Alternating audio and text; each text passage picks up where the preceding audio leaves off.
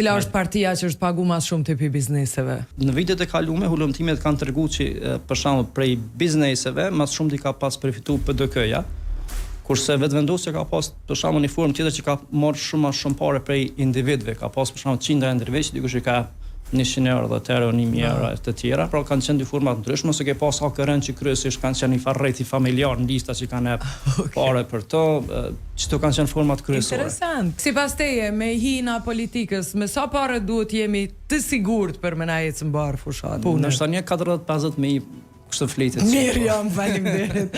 Wow, por unë besoj që ti kishe hinjë dhe pas 1 cent investim. Unë llogarita si një njeri thjesht, radari më ndalohet, vetëm nëse jem pavarur. Dikush nështë mundet me investu si stati 200.000 euro, por nështë kur del një intervistë me adhon, nuk mundet me shprehni ose me artikuluni mendim politik si duhet dhe nuk krijon përshtypje të qytetarët. Prandaj është kanë vështirë me ema, sepse është një kandidat i mirë që ka marrë pak vota dhe është një kandidat që ty duket krejt kot, po i ka marrë atë një 30.000 vota. Kështu është pak vështirë me emat këta.